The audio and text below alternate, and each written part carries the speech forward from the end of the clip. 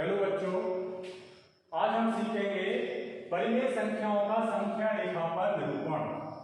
यदि कोई परिमेय संख्या दी गई है या बहुत सारी परिमेय संख्याएं दी गई हैं तो उनको हम संख्या रेखा पर कैसे निरूपित करेंगे।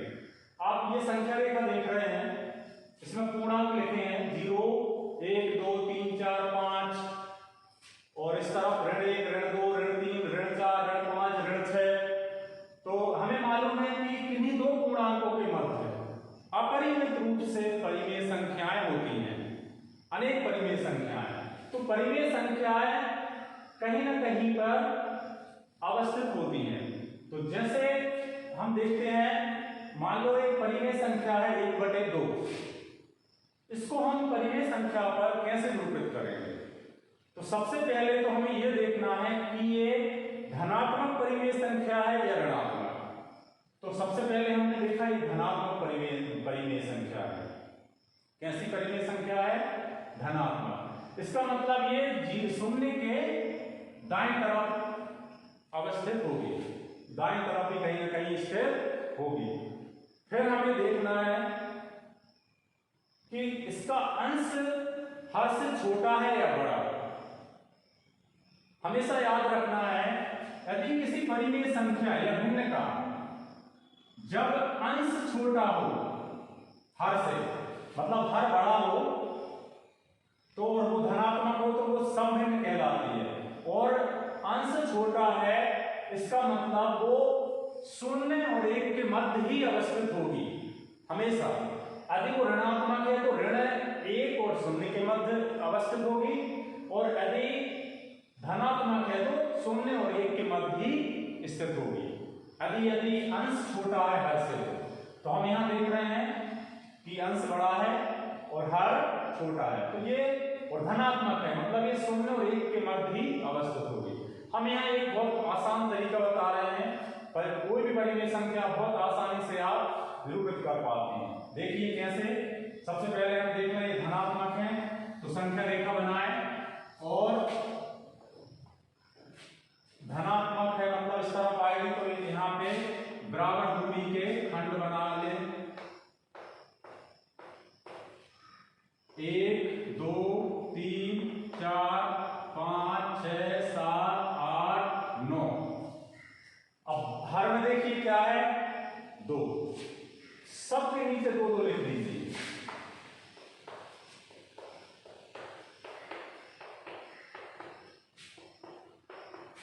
अब देखिए 1/2, 2/2, 2 से तो कैंसिल होगा, मतलब यहाँ पे क्या है? 1, यहाँ पे 0 है।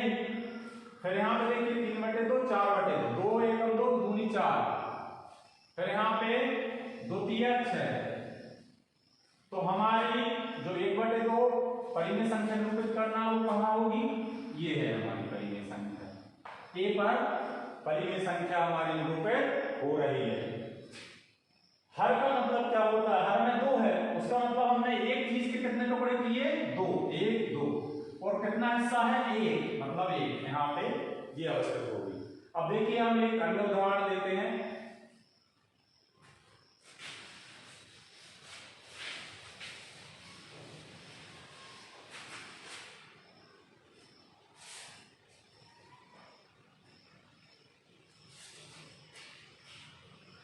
ऋण 3/5। अब यहां पे हम देख रहे हैं परिमेय संख्या कैसी है? ऋणात्मक। तो हम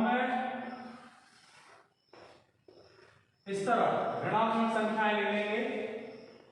ऋण 1, ऋण 2, ऋण 3, ऋण 4, ऋण 5, ऋण 6, ऋण 7, ऋण 8, ऋण 9।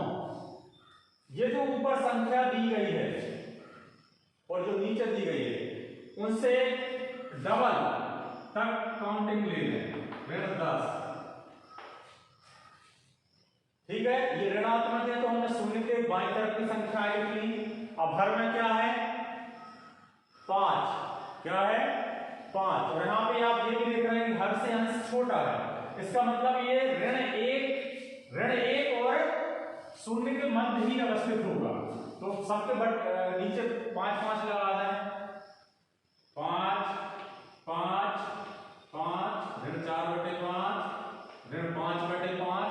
देखिए ऋण 5/5 मतलब 5 से 5 कैंसिल होगा, यहाँ पे ऋण 1 है। 6/5, 7/5, 8/5, 9/5, ऋण 10/5, बचेगा 5, 5 दूनी 10, यहाँ पे ऋण 2 और यहाँ पे शून्य है। तो अब देखिए हमारी संख्या कहाँ पे है, ऋण 3/5 कहाँ पे है, 1 2 ऋण 3/5 ये 1 पर अवस्थित है। मतलब हमारी संख्या ऋण 1 और शून्य के मध्य अवस्थित है। हर में 5 है, इसका मतलब ऋण 1 और उसके कितने खंड किए हमने, 1 2 3 4 5 और 3 हिस्से लिए हैं, मतलब 1 2 3। तो यहाँ 3 पर हमारी परिमेय संख्या निरूपित हो गई। अन्य उदाहरण लेते हैं हम।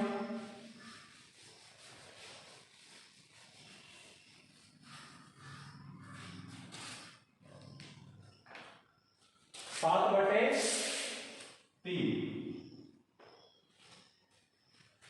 अब यहां पे आप देखिए ये जो परिमेय संख्या है वो धनात्मक है और अंश बड़ा है, हर छोटा है। तो सबसे पहले तो हम परिमेय संख्या रेखा खींच लें और दाईं तरफ धनात्मक है तो दाईं तरफ 7 है यहाँ पे, तो 7 से ज्यादा बराबर दूरी पे लिख लें। 1 2 3 4 5 6 7 8 9 10 11 इस टाइप से और आगे तक लिख सकते हैं। फिर हम देख रहे हैं हर में कितना है, 3, सबके ऊपर 3 लगा दीजिए।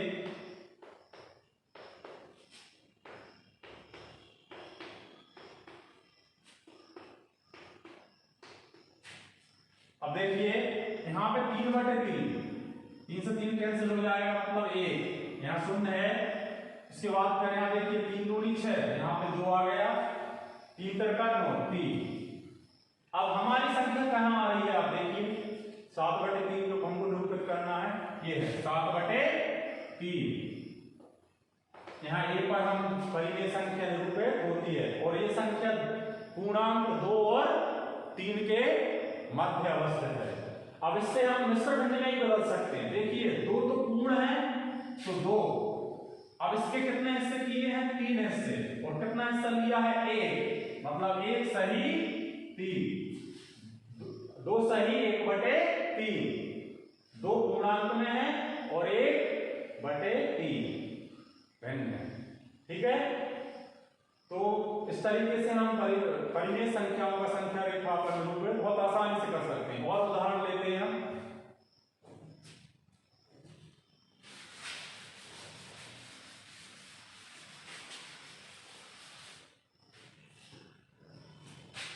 ऋण 2/10, ऋण 5/10, ऋण 8/10। अब यहां देखिए 3 परिमेय संख्याओं को निरूपित करना। सबसे पहले देख लें ऋणात्मक है सभी और हर भी समान है, तो हम ऋणात्मक तरफ नंबर लिख लें। ऋण 1, ऋण 2, ऋण 3, ऋण 4, ऋण 5, ऋण 6, ऋण 7, ऋण 8, ऋण 9, ऋण 10, ऋण 11, ऋण 12।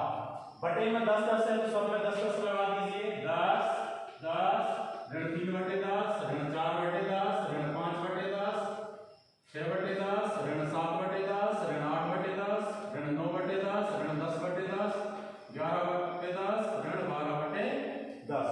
अब देखिए 1/10, 2/10, 3/10, यहाँ 10/10, 10 से 10 कैंसिल हो जाएगा, ऋण 1 आ जाएगा। ठीक है, और यहाँ शून्य है ऑलरेडी। तो अब देखिए हमारी संख्याएं कहाँ है, ऋण 2/10 ये है ए पर,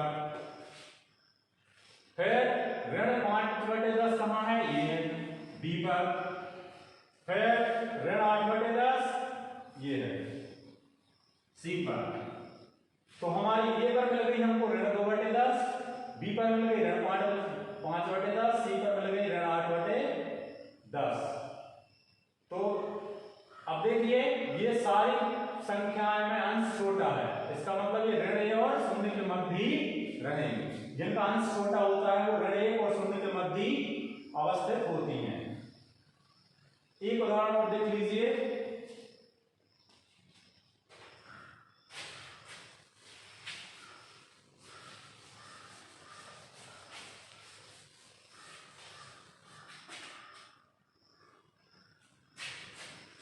ऋण 8/6।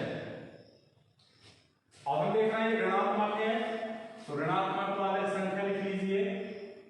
ऋण 1, ऋण 2, ऋण 3, ऋण 4, ऋण 5, ऋण 6, ऋण 7, ऋण 8, ऋण 9, ऋण 10। अब यहाँ पे बटे में देखिए क्या है, 6 6 6 लगा दीजिए। 6 6